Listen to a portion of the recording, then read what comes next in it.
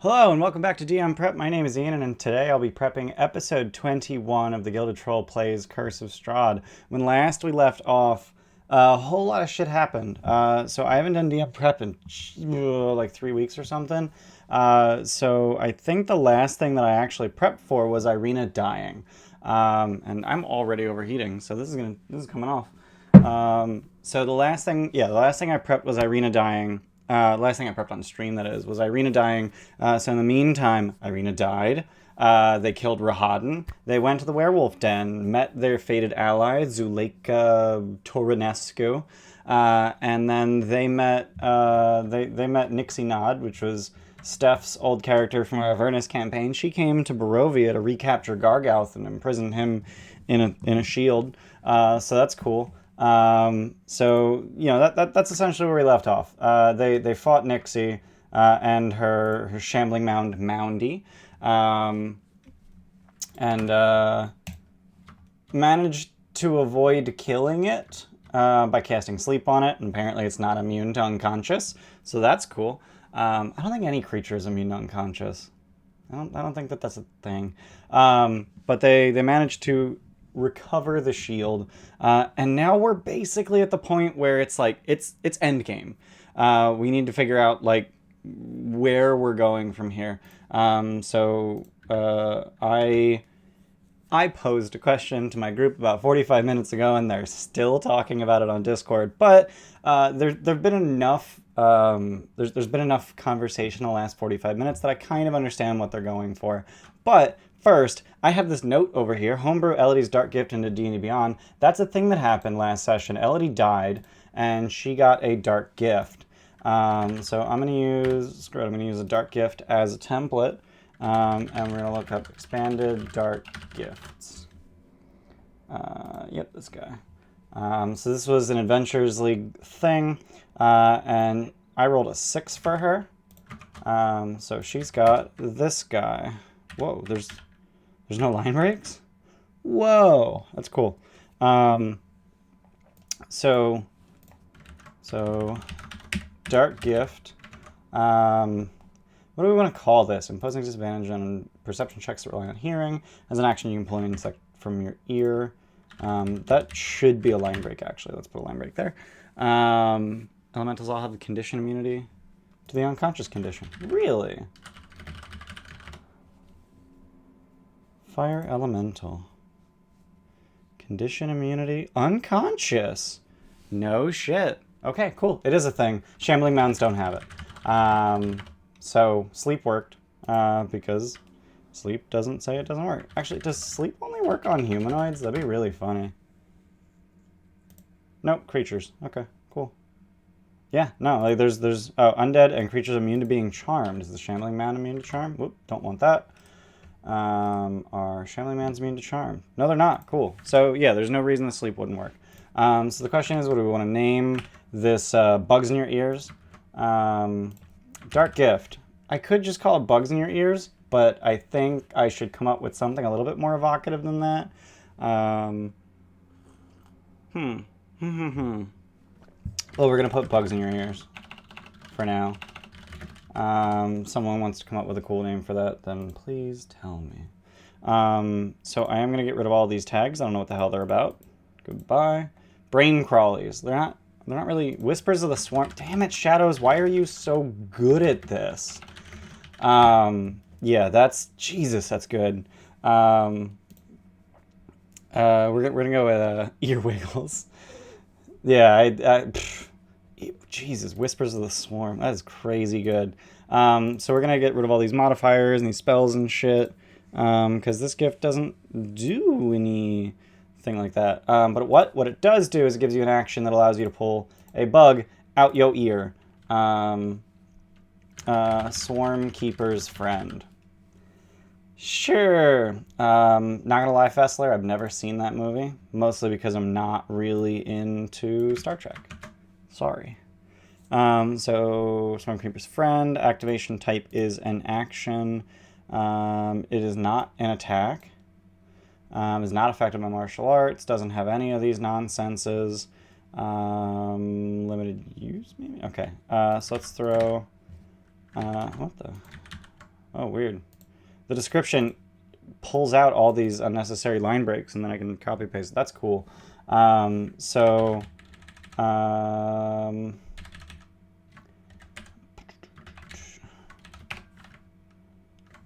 Yeah, I don't think this limitation needs to be in the snippet, which can be consumed by any character to restore 1 hit point. Cool. I think there's 2 Ks in Trekkie. Yeah. Okay, save. One of the best of the Star Trek movies. Also has Ricardo Montalban as the bad guy. I did know that. I've just never seen it. So we've got a feat, and I'm gonna go right over to the character sheet. View campaign, Elodie. Yep. Okay. Thank you, Beyond 20. And we're gonna add a feat. Dark Gift, Whispers of the Swarm. Bam. So the only thing this actually did to her character sheet is that now in her action options, she has Swarm Keeper's Friend. As an action, you can pull an insect from your ear, which can be consumed by any character to restore 1 hit point. There's no limitation on it because you can pull out as many as you want, but if you do expand it, a character can only benefit from eating one of these insects once per long rest. And I'm not going to put disadvantage on perception because it only applies to hearing-based perception. It doesn't apply to smell-based perception. It doesn't apply to sight-based perception. It doesn't apply to any other sense but hearing. And if I were to code into the feat that it gives you disadvantage on perception, it would affect her passive perception. And I don't want that to happen. I don't think Elodie is really going to be using her perception all that frequently, especially considering Gramps' perception, which is way better than hers. 17 better than hers. He's got 28 passive versus her 11. So definitely not going to worry about the disadvantage on perception. But I just wanted to get that in. Now it's in. So now we got to figure out, where the hell they're going. So ideas. So the ideas that they've had thus far are Inej tries to replace Strahd as Dark Lord. Snurk tries to get the Dark Lords to let him murder Strahd over and... Or not the Dark Lords, the Dark Powers. To let him murder Strahd over and over. I guess torture Strahd forever. Gramps wants to reincarnate Dorian Ito, which will probably make Snurk pretty happy. Maybe. Rubec wants to free as many innocents from Barovia as possible. And I haven't heard back from AJ.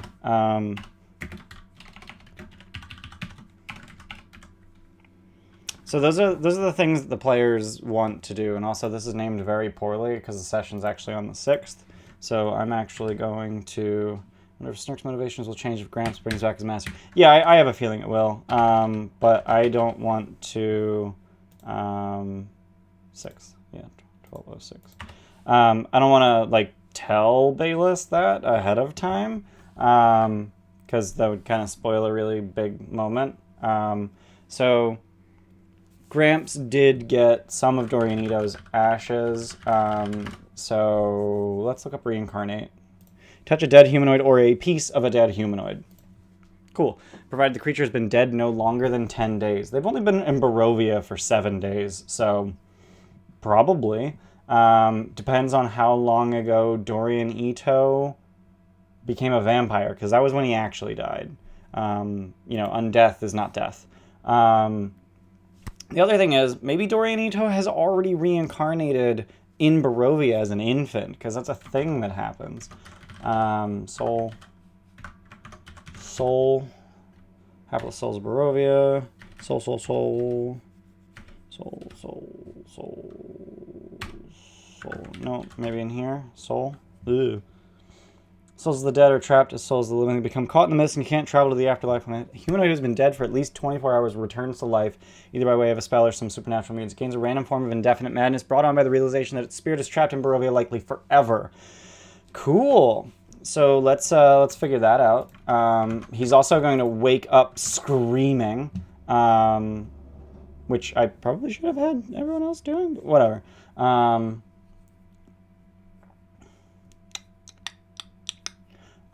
So let's roll the dice. So we're gonna roll 1d100. Boop. I got an 83. So what is this indefinite madness? There's only one person I can trust, and only I can see this special friend. Okay, cool. So so the reincarnation works. Dorian Ito gets a new not human body. Probably not human body. He wakes up with a new indefinite madness, and that is this. The target, his special friend, is in fact the Dark Powers. It's reincarnate, so he's going to get a new body because that's how reincarnate works. You know what? I'm going to roll 1d100 to see what body he gets. 78. 78 gets you fucking human. Okay, cool. Neat. Dorian Ito gets a new human body. Looks nothing like himself. Nothing like himself whatsoever.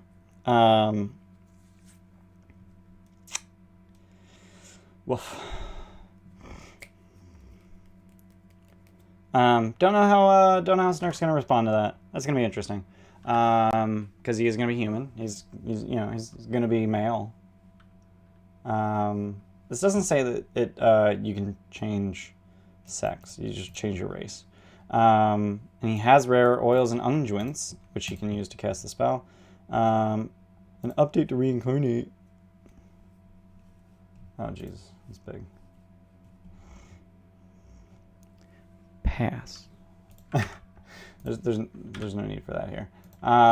Maybe if my players are doing it, like if a player character died and they got reincarnated and they were already a race that does not appear on this list, then I would probably find an expanded list to make it possible for them to end up back in their own original race. But meh.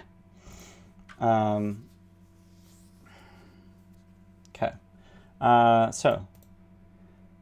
So his special friend is in fact the Dark Powers. It's something I just decided right now. How do I want that to manifest is the question. Is he talking to them? Does he know? He definitely doesn't know. He doesn't know who they are. They are also not inclined to share their plans with him. But he just has this ability to see the Dark Powers, and they're just kind of. In fact, you know what? I'm gonna go as far as to say that he sees this. What if he sees the Dark Powers personified as his old body? That would be cool. I wish I hadn't just decided that he sees the Dark Powers personified as a Nightwalker. Now you're making me second guess.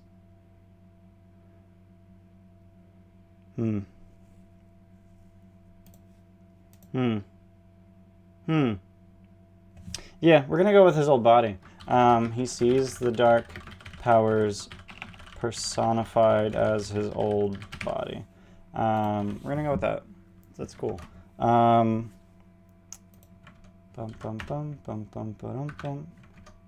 It's this one.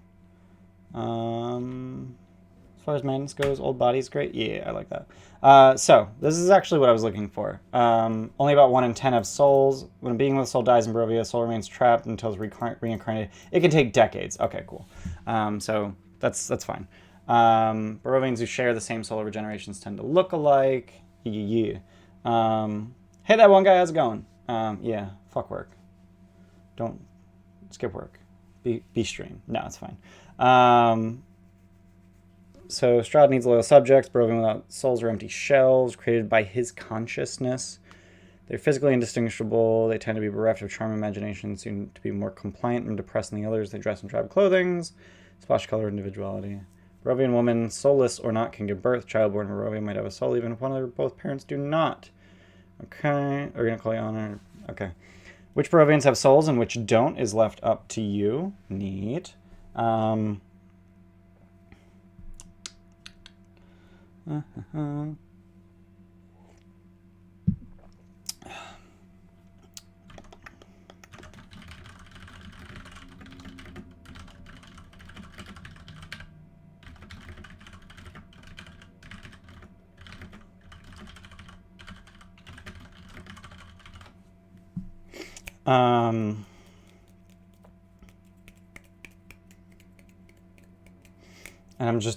I'm messaging my players on Discord as I'm doing this DM prep to correct their misconceptions.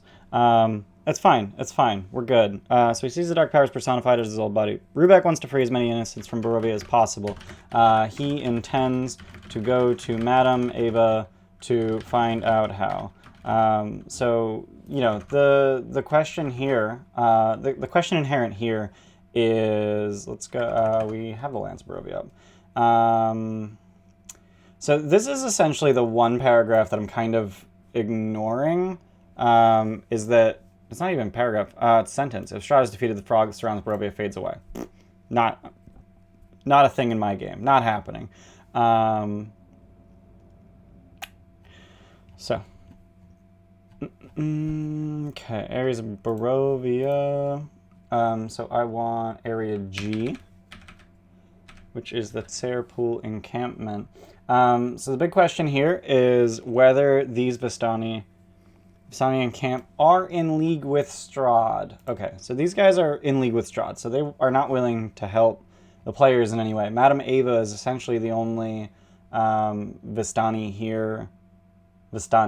here who is not interested in just doing what Strahd asks. She wants to actually help him, and she knows that in order to help him, she has to free him. What shape that takes is unclear. I'm not even entirely sure what I can even prep with regards to this. I kind of think that I need to let the players sort of drive the conversation.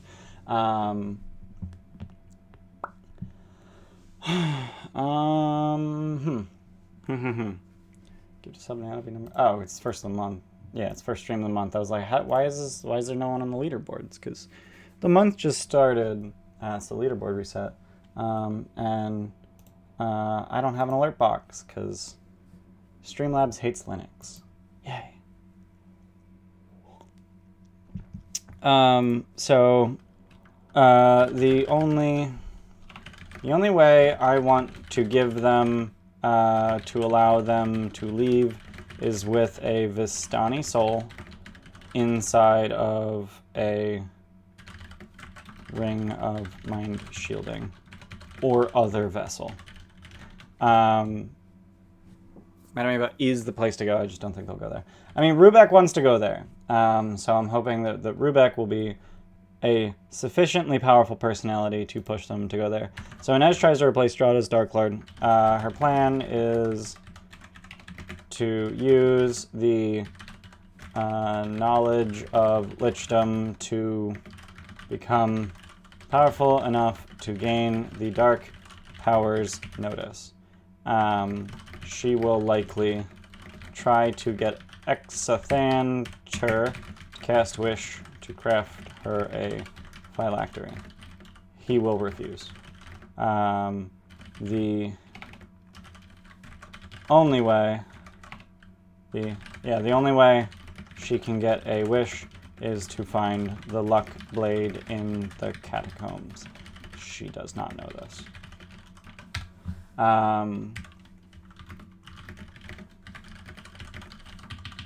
Yeah, you can enter. So if you enter the giveaway right now, we have not yet closed it because we're not doing the drawing until Saturday.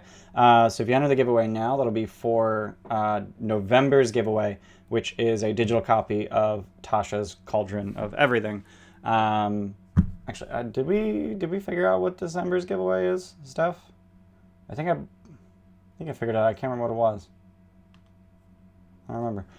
But yeah, if you enter now, you'll be entered to win the digital copy of Tasha's, if that's what you're into. Otherwise, you can wait until after... Was it a digital copy of Rhyme? Yeah, I think that's right. I think it was a digital copy of Rhyme. I think you're right. It was either Rhyme or Avernus. I think it's Rhyme. So yeah, you know, she knows. So I've explained to Sean that in order to craft a phylactery, you need, you know, powerful, expensive stuff, and you need to cast a separate warding spell of each level from 1st to 9th. Or you just cast Wish and you get the damn thing. Just wish for a phylactery tuned to your soul. And you're going to get the wish sickness, all that nonsense. But,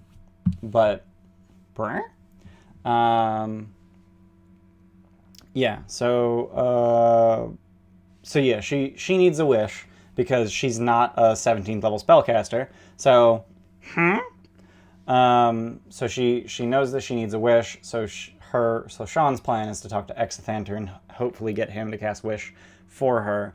Not going to work. Exithanter is not going to risk Wish sickness for someone he doesn't know. He's not going to risk Wish sickness. He's not going to risk it. So she needs the Luck Blade, which exists in the catacombs of Castle Ravenloft. But the question is, how? Yeah, Whiskrish. Thank you. Luck Blade with 1 wish remaining. If a creature uses the wish to try to escape from Barovia, the spell fails. Woof. If a creature uses the sword to wish for Strahd's destruction, the wish doesn't destroy Strahd, but rather teleports him to within 5 feet of the sword. Yeah, so I'm assuming that Luck Blade. But yeah, I kind of want to give them a clue, because like I know that there's a Luck Blade, but they obviously don't know that there's a Luck Blade, and they probably wouldn't even think that it's possible for there to be a Luck Blade anywhere. So I do want to give them a hint, or just, you know, have someone tell them. Maybe not a Luck Blade. Maybe someone doesn't know that there's a Luck Blade, but there's a rumor in Barovia that that anyone who can, you know, it's just like this folklore that if you go into the crypts of Ravenloft and you open every crypt, then, you know, the powers that be will grant you a wish. Yeah, let's go with that. There is a rumor in Barovia that if you open every crypt in Ravenloft, the Night Mother will grant you 1 wish. Yeah. So that'll get them. That might get them to actually. And I wish that, like, this is the kind of thing that I really wish that I had. Have you heard there's a rumor in Barovia about the tombs? I haven't seen Anastasia since I was like 7, so I don't know what you're talking about, unfortunately. This is the kind of thing that I wish I had foreshadowed. Like, I wish that this was a rumor that they had heard prior to now, because it's going to sound convenient to them. I think it's going to sound convenient, but it is what it is. So Snurk tries to get the dark powers to let him torture Strahd forever. Is he not already doing that? Like, he's kind of already doing that. 500 character limit in Twitch chat. Oh, are you writing me a read aloud novel, Shadows? What novel are you posting, sir? Yes, that is a good question. Yeah, I don't. Just a reincarnate description. Oh, neat. Oh, dip. So. Is there really anything else to prep? Like, I could, if I so chose, go through the entirety of Castle Ravenloft and prep it area by area by area by area by area. I don't wanna. That sounds boring. I also vaguely know how everything's laid out, so I don't really need to. If I zoom out, does that line up? No, it don't. Yeah, there's no good way to get this to line up. Like I can stretch it and then it lines up good, but it's fine.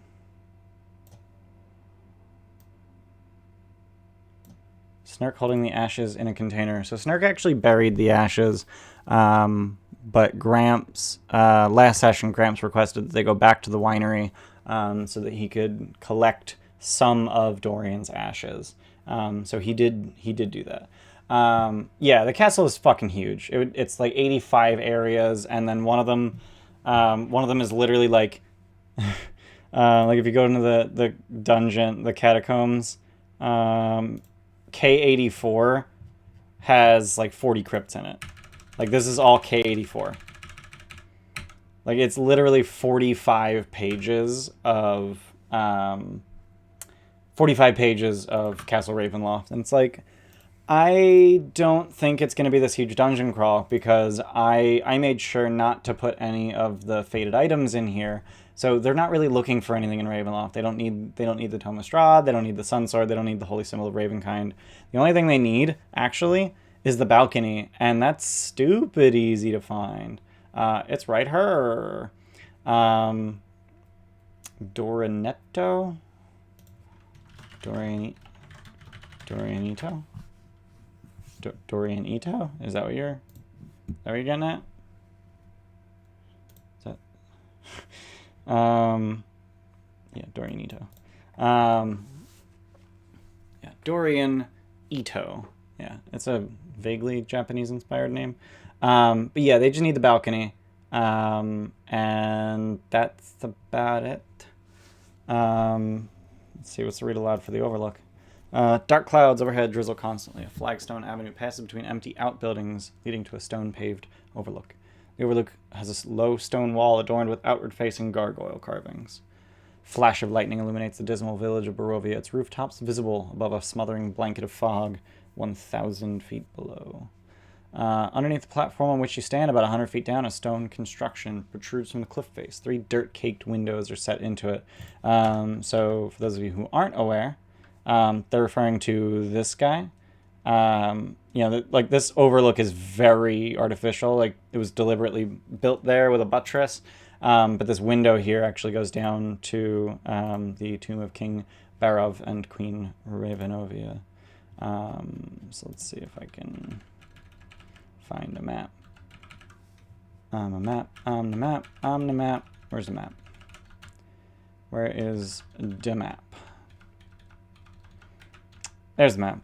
So yeah, there's these 3 windows over here. So that's what's looking out over the pillar stone of Ravenloft. So the only other thing that I can think of to really prep is if the players actually decide to go see Strahd right now, literally the day after Irina died, when he's very, very, very angry at them, they're not going to have a good time.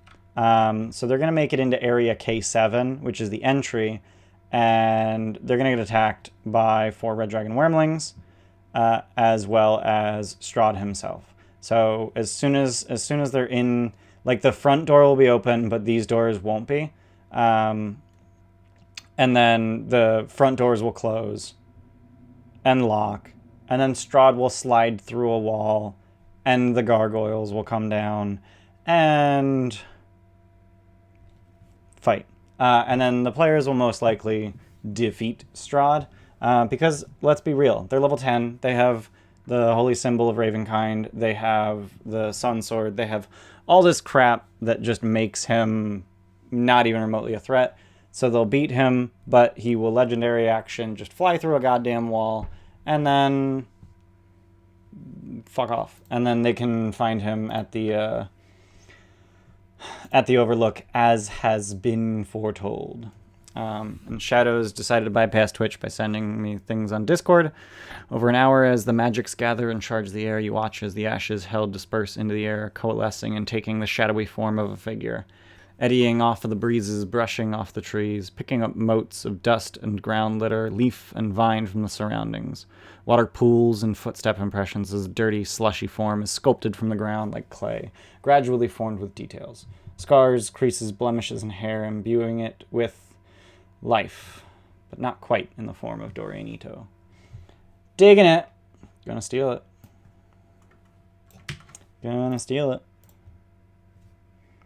Gonna steal it. It has been stolen. Thanks, shadows. Yeah, I mean, reading it aloud, it didn't feel bad. Ooh, I just hit the microphone. Reading it aloud, it didn't feel bad. Magics gather and charge. Yeah, I like surroundings. Surroundings. Charge the, well, you got surroundings here. I'm